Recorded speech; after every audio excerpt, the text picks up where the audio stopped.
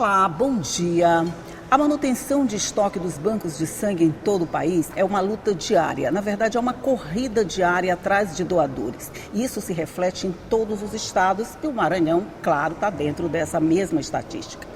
Pensando nisso, foi idealizado um Dia Nacional de Doador para incentivar ainda mais, para conscientizar ainda mais da importância desse ato. E é sobre isso que nós vamos conversar no programa de hoje. E quem veio tomar café comigo para falar sobre esse assunto foi o Dr. Yuri Nassar, que é médico hematologista e hemoterapeuta do Hospital Universitário. Bom dia, Dr. Yuri. Bom dia. Seja muito bem-vindo. Muito obrigado. Essa, vamos dizer, corrida atrás do sangue, isso aí parece uma coisa feia de dizer, meio impactante, mas é isso que acontece todos os dias nos bancos de sangue, não é Sim. isso? É uma luta diária, Uma luta diária, buscar né? doadores, para suprir a demanda de necessidade de uso de sangue aos pacientes, para não deixar nenhum paciente que necessite desse tratamento sem esse insumo. Mas para que esse insumo esteja lá, precisa da boa vontade de quem está fora do hospital nesse processo de doação. E a gente tem visto muitas campanhas ao longo do ano, e Moá faz muitas campanhas, vai até em loco buscar. Eu só diria que isso ainda não traz o resultado esperado, quer dizer, aquela quantidade que se precisa todos os dias. Isso, como é uma luta diária, e a demanda cada vez maior por sangue para diversos tratamentos, nós precisamos estar trabalhando todos os dias, todos os meses, incentivando a população brasileira a doar voluntariamente, com frequência. Infelizmente, o Brasil ainda não possui um quantitativo grande de doadores com frequência. Menos de 2% da população doa com frequência sangue. Então, geralmente, a gente vê as pessoas se mobilizando quando é um familiar seu, um amigo próximo, mas o ato voluntário, às vezes é deixado de lado. E é um ato tão importante, um ato altruísta, realmente de amor ao próximo. Porque, às vezes, você futuramente pode precisar de sangue. E a gente nunca sabe quando vai Ninguém precisar, sabe. A gente sempre pensa que o outro está precisando e que aquilo não toca a gente. Mas o senhor falou 2%, apenas 2%? Menos de 2%. Menos de 2%, ainda é menor, Tem o hábito de doar, Isso, com frequência, que é aquele doador que doa mais de 2 vezes sangue por ano. Então, a população em outros países é uma porcentagem de 10%, Na Noruega, 10% das pessoas doam voluntariamente, Então, realmente, a gente precisa dessas campanhas constantemente, divulgando na mídia, nos grupos sociais, para incentivar esse ato. Com toda certeza. Menos de 2%, isso significa mesmo que a gente não está indo fazer a doação, Qualquer pessoa, a pessoa escuta essa história e diz, não, a partir de agora eu vou doar. Qualquer pessoa pode fazer isso? Não, nós temos alguns critérios, O primeiro critério é o da idade. Pessoas a partir de 16 anos, até os 65 anos, podem realizar a doação de sangue. Menores de 18 anos têm que ter a autorização do responsável. Pessoas com boas condições de saúde e que pesem mais de 50 quilos. Ixi, quem está muito magrinho assim, que está fazendo Não pode. dieta com 50 quilos já não pode, gente. Vamos passar de 50. Não pode. Então, tá, vamos lá, vamos só refazer esse ranking. Mais de 16 anos. Maiores de 16 anos. Menores de 65. Isso. Menores de 65, bom estado de saúde. E 50 quilos. Esses são os pré-requisitos básicos, vamos dizer. Isso, porque sim, para autorizar a doação, antes o doador ele passa por uma outra entrevista, para que seja um sangue seguro ofertado. E caso ele tenha alguma inaptidão, ele não vai proceder com a doação. Essa inaptidão ela pode ser algo temporário, se ele consumiu muita bebida alcoólica, por exemplo, recentemente, ele não pode doar no momento. Ou pode ser algo definitivo, caso ele possua alguma doença infecto-contagiosa transmissível pelo sangue. Sim, entendi. Mas assim, isso ele pode descobrir lá, não é? Por exemplo, eu estou dentro desse padrão básico, então eu posso ir até o Hemomar, me candidatar a fazer doação, e lá eu posso descobrir se dou ou não. Isso, não é isso? com já certeza. tem até a vantagem de ter os exames, não é? Com certeza. Então, se você passar nessa entrevista, você procede com a doação. E na doação, antes de realizarmos a liberação da bolsa para a transfusão, há a realização de diversos exames, né, para evitar transmissão de doenças pelo sangue. Então, existe uma lista de doenças obrigatórias que são testadas. Caso seja positiva, essa bolsa ela não é utilizada e o doador é contactado, né? Então ainda ajuda nesse ponto, né? Isso. A gente vai ter benefícios na hora da doação, né? Porque a gente vai ter esses exames que serão feitos gratuitamente e que a gente já vai ficar sabendo da nossa situação. Mas existem casos onde, oficialmente, vamos dizer, não se deve doar. Não se pode doar? Existem, né? Então, pacientes que estão realizando tratamento para o câncer, pacientes que apresentem, né, HIV, alguma hepatite, né, entre outras diversas contraindicações de doenças clínicas, né? Então, dependendo do quadro. Pacientes que estão com anemia, né? Então, se ele está com anemia, ele não pode ofertar mais sangue, né? Esse aí está precisando. Ele pode precisar, né? De sangue. O senhor falou de hepatite. Eu não sei se é mito, se é alguma coisa assim, tipo assim, eu tive hepatite e eu não posso mais doar sangue. Isso vale para a vida inteira? Em alguns casos, né, como hepatite B e C, né, vale para a vida inteira, né? A hepatite A, algumas situações são liberadas, mas na maioria nós temos contraindicação formal pela legislação brasileira, né, de doação de sangue. Tá. Então, o certo é, se você já teve hepatite, é melhor fazer o exame ou então pegar a informação antes de fazer a doação. Isso. E nessa entrevista, né, você vai ser orientado.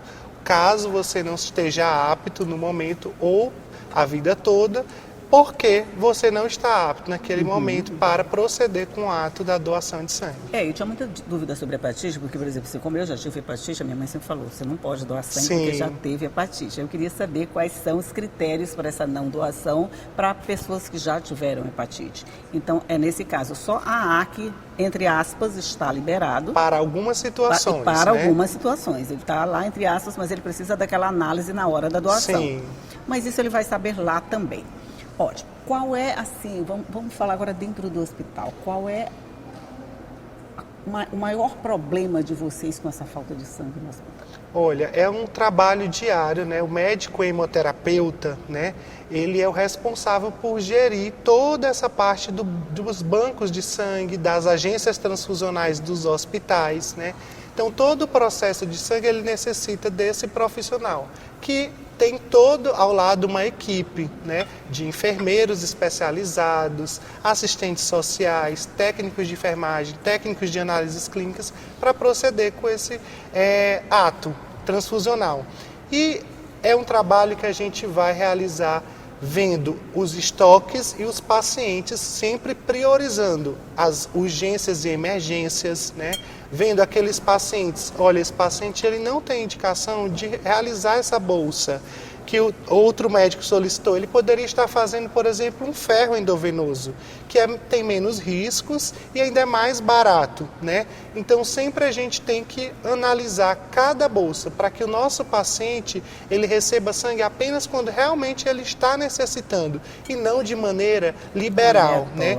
Então, hoje a gente trabalha com um conceito muito restritivo, porque o sangue ele acaba sendo um transplante, né? Você vai receber um tecido de outra pessoa. Isso parece uma coisa simples, mas não é. Não é.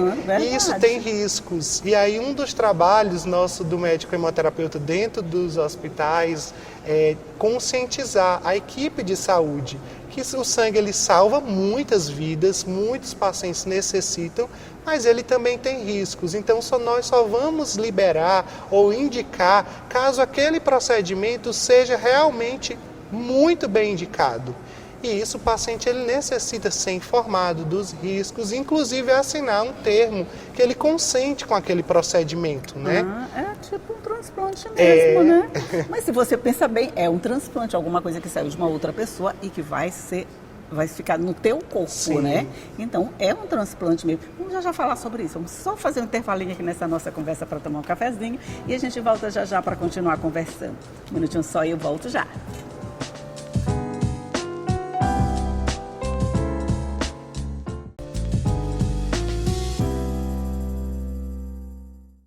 Já estamos de volta falando aqui sobre a importância da doação e a necessidade dessa doação para todos os hospitais, casas de saúde que lidam com esse problema no dia a dia. E o senhor estava me falando desse aproveitamento melhorado, vamos dizer, desse sangue que é doado. Mas tem casos em que vocês precisam, por exemplo, assim, fazer a escolha de Sofia. Eu só tenho um, esse aqui precisa, esse aqui precisa? Tem, né? Tem casos que a gente é colocado, né, no dia a dia a realmente priorizar. Né? Então, isso é uma avaliação clínica, né, do paciente, da indicação, né, priorizar aqueles pacientes que estão em emergência ou em urgência, necessitando rápido de uma transfusão, pois se não receberem o hemocomponente podem correr risco de vida, deixando aqueles pacientes que têm uma transfusão de rotina, que é aquela que pode ser realizada em até 24 horas, como não prioridade naquele momento. A nossa prioridade é salvar aquelas pessoas que necessitam de um hemocomponente de maneira imediata ou urgente. Urgentemente, né? Tem sangue mais nobre e sangue menos nobre, o que precisa mais e o que não precisa? Temos, né? Então, o nosso grupo sanguíneo, as nossas células vermelhas, os glóbulos vermelhos, eles são assim algo fantástico, né? Por quê? Nós temos mais de 300 grupos de antígenos eritrocitários. Os dois mais comuns... Que é isso? Vamos traduzir esse negócio aí. São moléculas que se apresentam nos glóbulos vermelhos. Os dois mais comuns grupos, o ABO, que aí todo mundo sabe, o C, o CA, CB, CAB, CO, e o grupo RH, que todo mundo sabe, né? Se é negativo ou positivo. Isso são 2 de 300. Então, a população ela pode, né, com a miscigenação brasileira, ter diversas combinações. Então, você fazer essa combinação aí de 300. Então, tem pacientes que possuem sangues raríssimos, né? Sangues negativos com antígenos muito incomuns, né? E às vezes isso se torna uma dificuldade para o médico hemoterapeuta achar a bolsa ideal para aquele paciente. Era isso que eu estava pensando. Se tem essas variações todas, a gente está acostumado com A, B, hoje é para o C, né? O, né? E o fator RH, né, que é negativo e positivo, a gente está acostumado só com aquilo, mas por trás disso tem uma gama de outros itens que vão ser levados em conta. Que podem ser levados. Se um paciente está precisando dessa classificação mais rara, mais nobre, mas vocês não têm no momento, faz-se o quê? É outro desafio do nosso dia a dia, porque caso o paciente ele tenha um antígeno mais raro, tenha um anticorpo já contra algum antígeno, nós temos sempre tentar buscar o melhor sangue para o paciente, que seja o que ele seja mais compatível. Sim. Porém, a gente sabe que às vezes a gente não tem essa disponibilidade. Então, sempre a gente tem que priorizar não o melhor, mas naquele momento, o que eu posso fazer no meu estoque de melhor para ele. Então, às vezes, a gente pode não respeitar para salvar a vida do paciente. Porque se eu for buscar o melhor, aquele paciente ele pode acabar falecendo por não receber e eu estar tentando buscar a melhor opção para ele. Enquanto ele buscar a melhor opção, ele vai embora e acabou, não precisa de opção nenhuma. Isso, então a gente tem que transfundir o que nós temos ali, às vezes não respeitando algumas compatibilidades. Então essa é uma decisão do médico hemoterapeuta. Esse paciente ele necessita receber um sangue que não é totalmente compatível, porque senão ele pode falecer. É complicado, né? A gente receber uma coisa assim. A gente sempre fala que o O negativo é assim... O doador universal, né? É o ovo de ouro, vamos dizer Sim. assim. É mesmo, ele é assim, quer dizer, ele seria o mais indicado para uma emergência, para qualquer coisa? Isso, para emergências, principalmente pacientes que estão com sangramentos maciços, um politrauma, teve um acidente, perdeu muito sangue, uma gestante ou puérpera que está com uma hemorragia pós-parto, que ainda é a principal causa de morte materna prevenível no Brasil. Nós sempre priorizamos, não dá tempo de realizar o teste de compatibilidade, que a pessoa ela já chega com grande perda de sangue, se eu atrasar, aquela pessoa pode morrer. Então a gente já deixa nos estoques dos bancos e das agências transfusionais preparados esses grupos O negativo, para na urgência eu evitar ou minimizar qualquer reação seria minimizar transfusional. Nesse caso minimizar. mesmo, né? até que se consiga a solução ideal, que vocês já sabem qual é, mas que não dispõe no momento, mas que pode conseguir. Vamos pensar assim. Isso é bom. E vocês recebem muito esse tipo de sangue? É um sangue raro, né? A maioria da população, né? Ela é o RHD, né? Positiva e acaba que o O negativo, ele, quando a gente fala de frequência populacional, é muito baixa, né? Então, a gente sempre estimula quem é O negativo, nós precisamos muito desse tipo de sangue. Seja um doador frequente, voluntário, né? Eu sou O negativo. Pronto, já está convidada a fazer a sua doação. Eu sou O negativo, meus filhos são negativos também, mas eles não são O, só o outro é A negativo. No caso assim, por exemplo, tem o outro tipo, é o A, e ele é negativo. Ele não chega a ser um doador universal. Não, ele não chega a ser um doador universal. É o O porque o O ele não tem... não expressa, né, os antígenos, né, nem A e nem B. Então não tem nenhum problema eu realizar a transfusão em quem é A, quem é B, quem é AB e quem é O, né? Então isso seria ótimo. E ele recebe de quem? O O, ele não é o receptor universal. Quem é o receptor universal? É o AB, né? Então o AB tem os dois, ele pode né, receber. Nesse caso, AB positivo. O negativo, o AB positivo seria o receptor universal. O negativo ele só vai poder receber de quem é negativo. Olha, ele está em melhor situação. O O é bom assim, para ser voluntário, não para ter, né? É verdade. Mas o AB está numa situação mais, vamos dizer, entre aspas, confortável. Na hora que se precisar. Mas agora vamos só falar dessa campanha que vocês vão realizar. É a primeira vez, né, que o hospital faz esse tipo de caminhada, né? Vai fazer. Isso. Como é que vai ser? Então, nós, todo ano do Hospital Universitário, buscamos, em vários momentos, incentivar a população, seja acadêmica, né, do hospital, seja os colaboradores, os pacientes acompanhantes, e também a população a doar sangue. E sempre em novembro, nós organizamos essa campanha para incentivar a doação voluntária de sangue, porque nós temos dia 25 de novembro, o Dia Nacional do Doador de Sangue. E esse ano nós decidimos inovar em relação a fazer algo algo maior e externo, né? E chamar mais atenção. Chamar mais atenção. Entendi. E aí nós decidimos ir um pouco além dos muros do hospital. E aí organizamos uma caminhada que vai ser na Litorânea, dia 12 de novembro, às 7 horas da manhã, para incentivo a essa doação, onde nós vamos estar ali com a população, divulgando, panfletando e falando dessa causa tão nobre e importante. Isso é bom. É bom chamar a atenção para problemas como esse, porque às vezes no dia a dia a gente acaba esquecendo da importância que tem um gesto tão simples como a doação de sangue, né? E a gente tem que pensar que a gente pode precisar. Não vamos deixar para fazer isso só quando um parente da gente estiver lá precisando, que aí a gente bota em tudo, quem tem canal de WhatsApp, de tudo precisando, tá? O bom é que a gente já tivesse feito isso que nem antes, precisasse, né? Que nem né? precisasse fazer. Tem algum país que vive essa situação confortável de não precisar? Temos vários países, né? Um dos grandes exemplos é o Reino Unido e a Austrália, né? A população desses dois países tem um nível de conscientização muito grande. Então, quando tem os feriados nesse país, que os bancos de sangue ficam fechados, nas vésperas sempre as pessoas vão em grande quantidade. Olha, então, o feriado é um desafio para quem trabalha no banco de sangue, porque nós não temos coleta, mas os pacientes continuam necessitando. É quando acontece mais, né? Maior déficit, né, nos nossos bancos. Carnaval, festas, né? Essas datas comemorativas. Qualquer feriado impacta. Sempre já né? acende um sinal de alerta, principalmente quando o estoque está baixo. A mamãe vive com o estoque baixo, né? E tem que suprir todos os hospitais. Eu imagino que seja mesmo um desafio, gente. Então está na hora da gente participar de uma corrente como essa.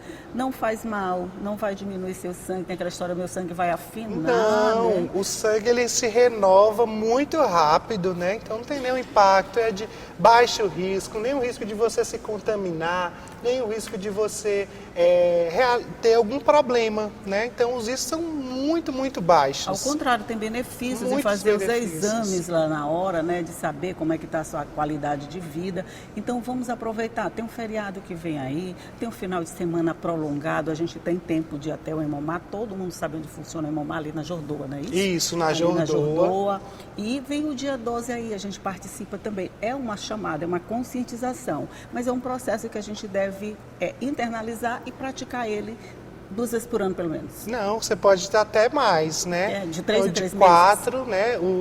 Homem, né? Pode de 3 em 3 meses, mulheres de 4 em 4 meses realizar essa doação, né? Pronto. Até 4 por ano, né? Você pode realizar. Pronto, então tá aí a chamada, participe da caminhada, participe da doação, participe de todos esses movimentos que buscam esse tipo de conscientização. Logo, logo a gente chega lá no Reino Unido, né? Com certeza. Esse nível de conscientização do Reino Unido. Mas, doutor Yuri Nassar, muito obrigado por essa participação, por dividir conhecimentos, compartilhar essas informações com a gente. Muito obrigado, gente. Sejam realmente um doador de sangue. Você pode salvar com uma única doação até 4 vidas, né? Então isso impacta muito. Às vezes você não está lá na linha de frente, né, do nosso dia a dia, dos profissionais da saúde, mas você pode ser essa pessoa que salva vidas também, né? Isso é tão bonito. Não está lá na linha de frente, mas está participando dessa linha de frente quando deu os instrumentos para que fossem usados, né? Tá certo, doutor. Muito obrigada. Parabéns por essas iniciativas e por divulgar essas informações todas. Bom dia para o senhor. Obrigado. E bom dia para você que está aí do outro lado nos assistindo, que sabe que todo dia eu estou aqui te esperando às 9 horas da manhã, sempre com muita informação, café quentinho para tornar o seu dia muito bom e bem informado. Tchau e até a próxima.